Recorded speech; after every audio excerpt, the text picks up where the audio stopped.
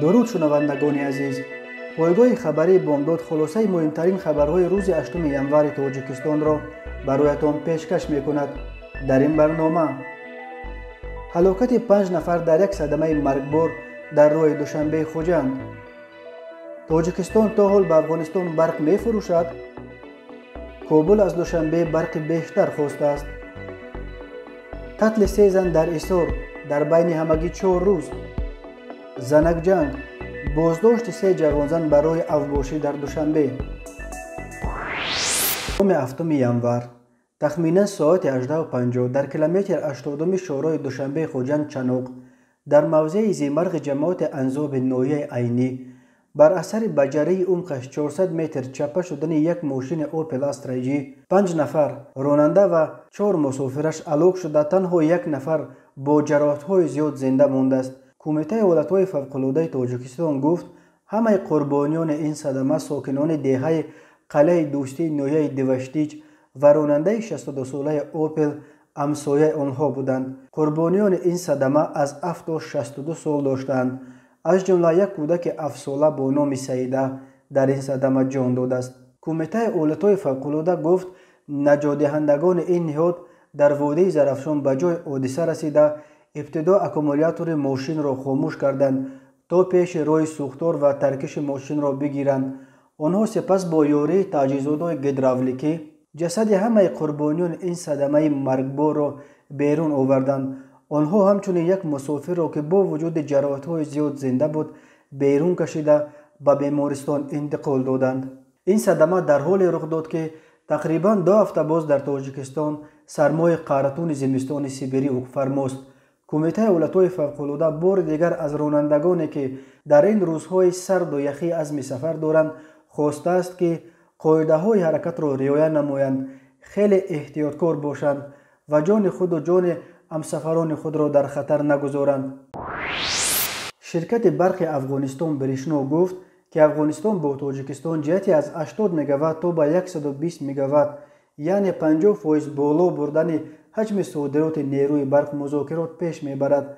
افغانستان در پی روز 6 ینور دچار صدمه شدن شبکه‌های برقی ازبکستان به کمبود نیروی برق روبرو شد، ولی از تاجیکستان درخواست افزایش حجم انتقال برق کردن کابل در حالی است که خود تاجیکستان با یک بحران شدید انرژتیکی دچار شده است و شرکت برق تاجیک از 5 ینور در کشور لیمیت برق جاری کرده انتقال برق به اهالی مناطق دهات را چند روز باز از ساعت 23 شب تا 6 صبح قطع می کند. این لیمیت در حال جاری کرده شد که تقریباً 2 هفته باز در تاجیکستان سرمای قارتون حکم فرماست و ساکنان برای گرم کردن خانه‌هایشان به نیروی برق نیاز بیشتر پیدا کردند. برق تاجیک اظهار داشته بود که به سبب کمبود برق در داخل کشور انتقال آن به کشورهای دیگر را قطع کرده است. از طرف حکومت جمهوری تاجیکستان و شرکت برق تاجیک نیز جهت قانع گردانیدن طلبات اهالی و اقتصادیات ملی به برق یک قطار چاره‌های تعجیلی اندیشیده شدند. اولا پیش از مهلت‌های در شرطنامه‌های بین دولتی ذکر شده انتقال نیروی برق به کشورهای همسایه قطع کرده شد. گفته میشد در مراجعتنامه برق تاجیک که شام 5 ینور همگی چند ساعت پیش از جاری کردن لیمیت نشر شد، ولی هزارات شرکت برشنو درباره ادامه مذاکرات برای افزایش حجم صادرات نیروی برق تاجیکستان به افغانستان بیانگر آن است که صادرات برق از تاجیکستان به افغانستان تا حال ادامه داشته است. وزارت کارهای داخلی تاجیکستان در شماره نوبتی برنامه تلویزیونی اخبار وزارت کارهای داخله تفصیلات کشتار 3 زن در ایسار را نشر کرد. این 3 کشتار در بین همگی 4 روز از 22 تا 26 دکامبر رخ داده. در 2 مورد مردان سالخورده 62 ساله همسران خود را کشتند. در یک مورد دیگر یک جوان با نیت دزدی به خانه همسایه در آمده زن صاحب خانه را بوغی کرده کشته است، ولی وقتی با همین طریق میخواد دختر او را هم بکشد، دختر از تلوسه جان نقاب را از روی غارتگر کشیده است و قاتل ترسیده فرار کرده است.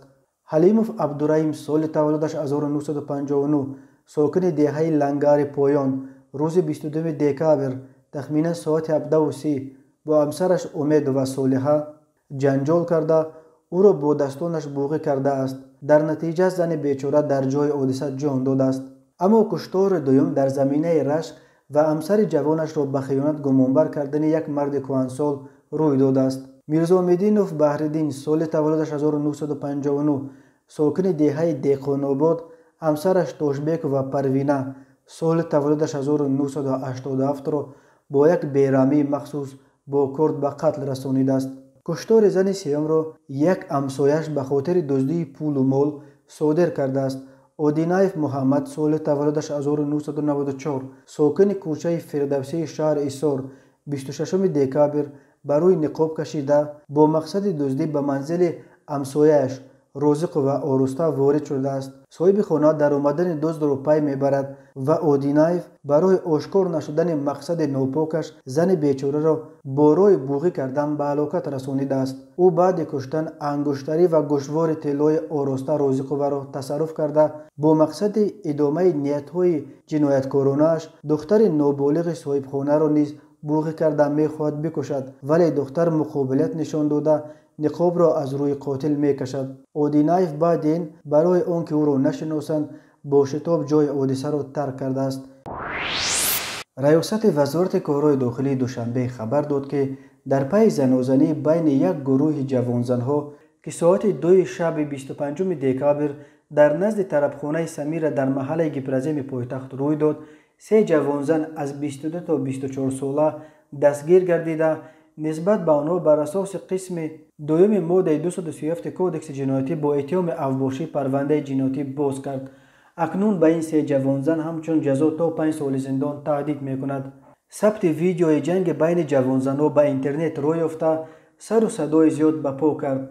ریاست وزارت کارهای داخلی دوشنبه گفت در نتیجه تحقیق معلوم شد که شهروندان زرینه کرخان و سال تولدش 1996 ساکن کوچه فردوسی پایتخت، فیروزه محمد موسی سال تولدش 1998 ساکن دیه پختکار نوعی رودکی و تاجنسا تقایبک و سال تولدش 1996 ساکن دیه بلخی نوعی رودکی ساعت تخمینا 2 شب 25 دکبر در نزد طربخانه سمیر واقع در محله گپرزیم ناحیه سینا از اشیاء اوباشی تردیبات جمعیتی را دغلانه ویران نموده شهروند شکرانه عزیزالله سال تولدش 2000 استقامت کننده شهر دوشنبه کوچه دیهاتی را مورد لطکوب قرار دادند.